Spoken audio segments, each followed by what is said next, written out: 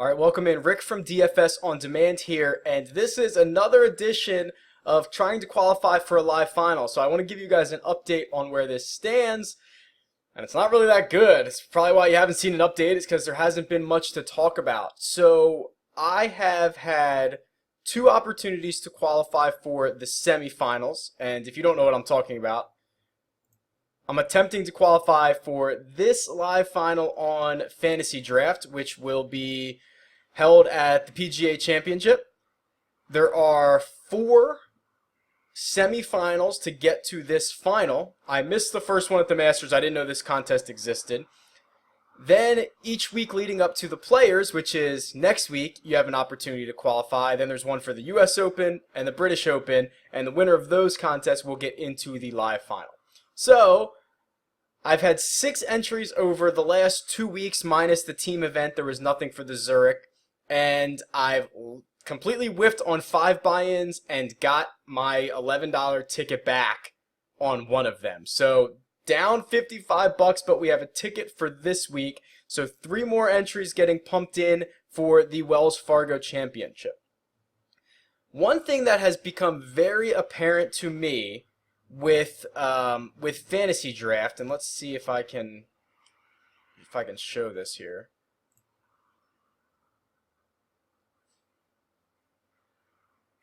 And this was probably the wrong one to click. Yeah, so let's try this again. Probably want this satellite here. What has become very apparent to me is how tight the pricing is on Fantasy Draft.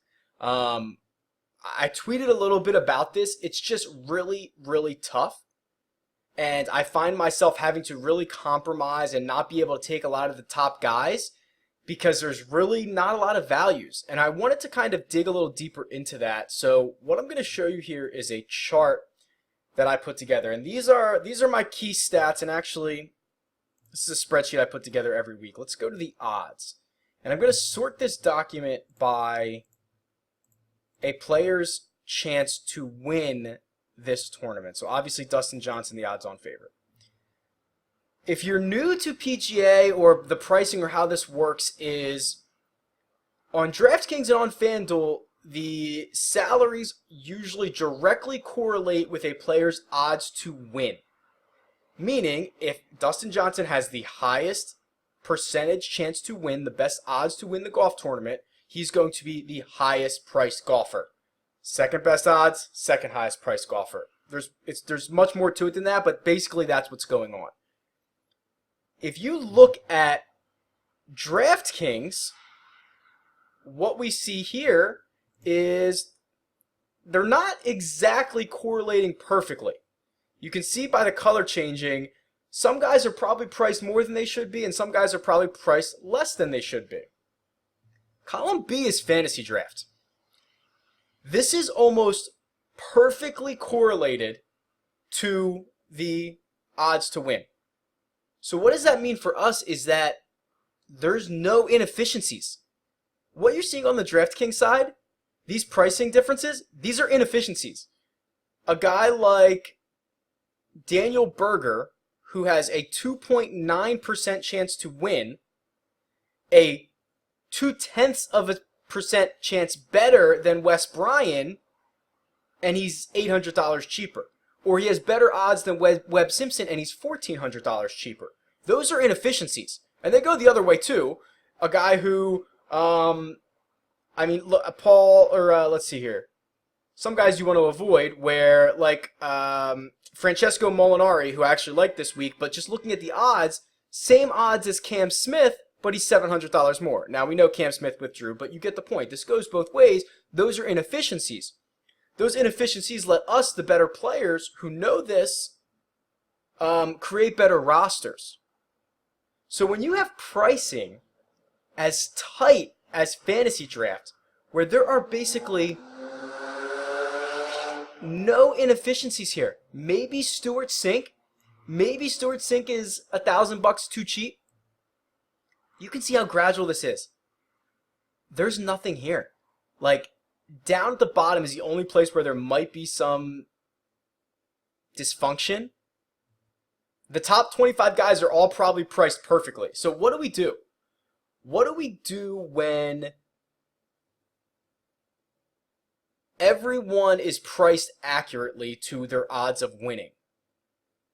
It almost becomes flipping coins a little bit. Like if the odds are correct and the pricing is correct, where's our edge? Should we just be spending the max salary and trying to get access to a handful of guys and hope that our guys hit?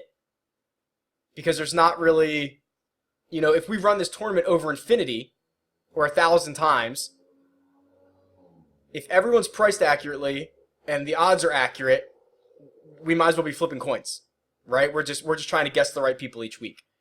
So what I think the inefficiencies are, or our opportunity here, is to know ownership. If we could find a way to accurately predict ownership on fantasy draft, we could make some game theory calls. For example, okay, Phil Mickelson and Kevin Kisner, both within the same. This is probably not a good example.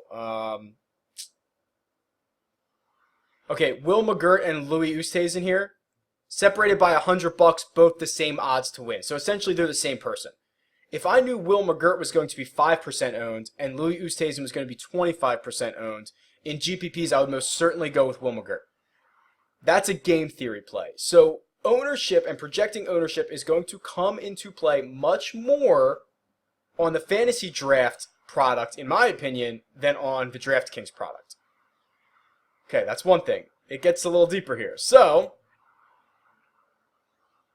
these are, here we go. Here's the lobby. Let's get me out of the way. Not only is the pricing tight as hell, but they've changed it up for this week. So now what you have is Fantasy Draft has, it used to be 6 golfers, all of them counted just like DraftKings was, or still is. Now there's a 7th golfer. You draft 7 guys and your top 6 will count towards your total points. So our strategy should probably be taking some significant flyers, some guys with some legit upside, but if they miss the cut, they're not going to hurt us. So we're taking really volatile and risky guys, which we were probably going to do anyway.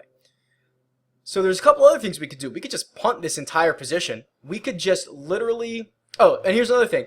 They added a 7th roster spot and didn't change the salary cap. So now, what was already tight last week is even more tight because you have to add another player. It's actually pretty incredible.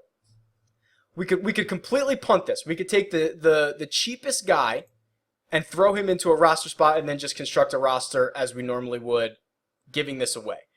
Or we can try to find some value flyers, which is probably the route that I'll end up going. I'd really hate to just punt 1/7 of my roster spots. I'll find a guy in the 11 and a half range, like a even Trey Mullinax, or there's somebody here, Cam Percy at 11.9. Like, I'd rather punt that than going with an absolute min guy. But these are all the options that are available to us.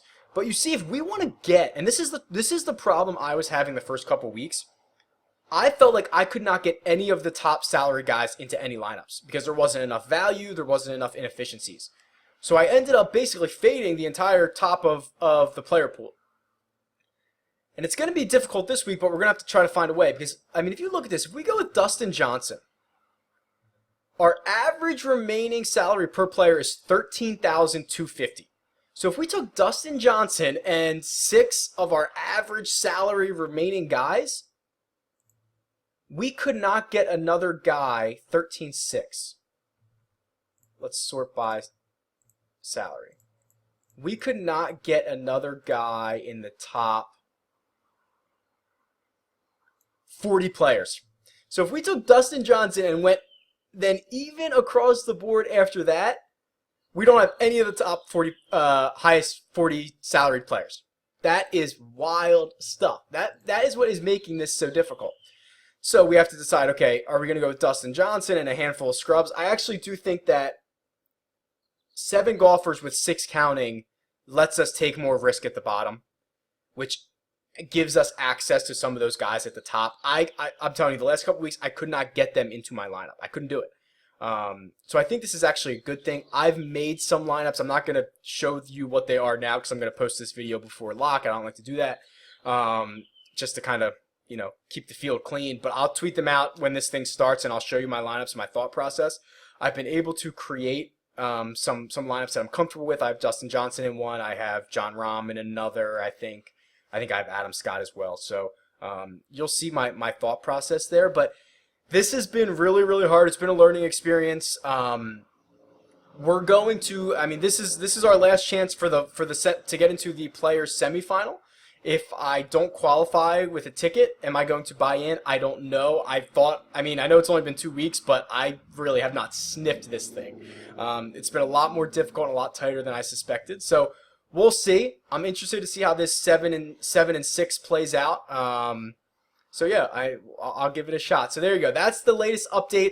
Hoping this week is a big week for us. I will tweet out my lineups. It's at DFS On Demand. If you have any questions, you can tweet me there or leave a comment below, and I'll talk to you soon. See ya.